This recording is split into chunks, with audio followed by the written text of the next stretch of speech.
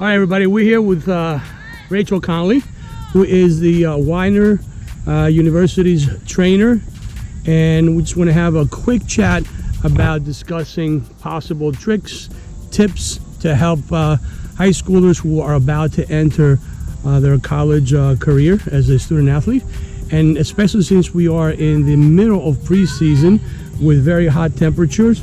How do you think, Rachel, they should approach it? So nutrition is a big component. It goes in hand with fitness and strength training, but nutrition tends to be the piece that we forget about. So especially if you're training multiple times a day, you have to be properly fueling your body. I'll use a car analogy. If you don't have any gas in your car, car's not gonna run. If you haven't properly fueled your body's not gonna be able to perform to the highest level it can. So I know there's all these fad diets and crazy trends and stuff. You guys as athletes need to not buy into any of that stuff. My best advice is eat a lot of whole foods, not processed foods, and eat lots of carbs, because carbs are the fuel that you use. So there's definitely better carbs than other carbs. So you want to eat complex whole carbs, the whole wheat kind of stuff, not so much like the candy, the sugary drinks, that kind of stuff. Gatorade, Body Armor, Pedialyte, all that stuff is okay. But you even run into a point where, because it's a liquid, it's not giving you the amount of electrolytes you would need because your body is still sweating them out. So along with drinking those kind of sports drinks, you want to be eating your electrolytes as well. So put a little bit of extra salt on your dinner, whatever you're having. Eat some fruit. Fruit is also a complex carbohydrate. Even though it is sugar, your body processes that sugar differently, and it will help replenish those sugar stores that you need to fuel yourself when you're working out. You do a great job, by the way, keeping all our athletes, in shape, and when they do have an injury, bring them back into the game as soon as possible, recover and all that good stuff. So I know that you work out with them and you take care of them. What kind of advice could you possibly give to the, again, student athletes that are looking to enter a collegiate season, especially in their freshman year, to number one, stay healthy and be able to last the season without any injuries if possible? Right. So every coach preaches fitness, fitness, fitness. So we're gonna run, we're gonna run, we're gonna run.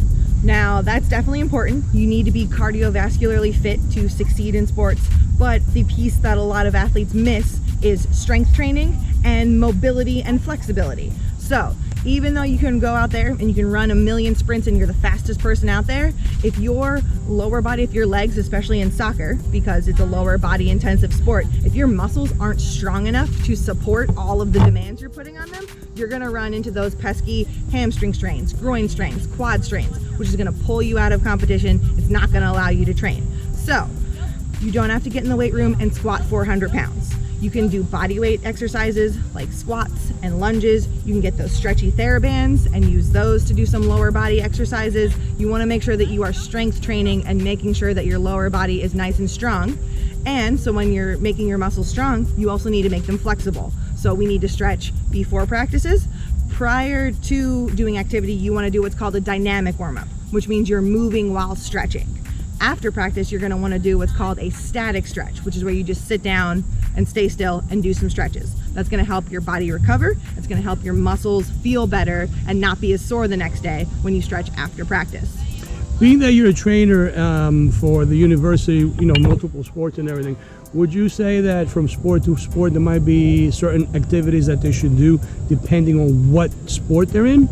That it's tailored to that sport, or a general, guide of how to train would be okay?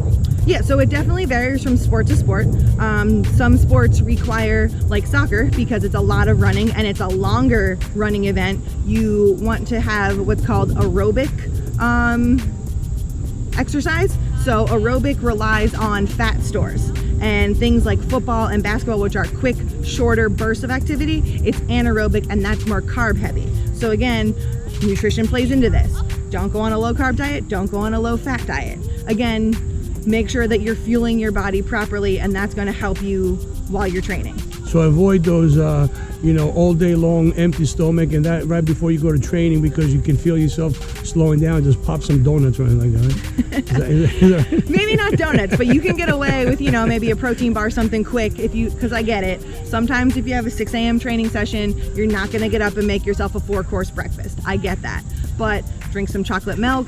There's lots of different protein shakes out now. You can take like a swig of that before practice. But again, yeah, don't try to train on an empty stomach. It's not going to go well. Listen, you've done a great job in keeping us healthy through the years that I've been here. And I appreciate the kind thoughts because, again, as a coach, I feel that you're absolutely correct. We put a lot of emphasis on the training component, skill-wise, and this and that, and we really don't pay attention, a lot of attention to the nutrition part and the maintaining schedule of activities prior to getting to the field. So, once again, I do thank you for your words. I don't know if you want to add anything that we didn't, include in this conversation. I think we covered everything. Yeah, thank All you. right, great. Thank you very much.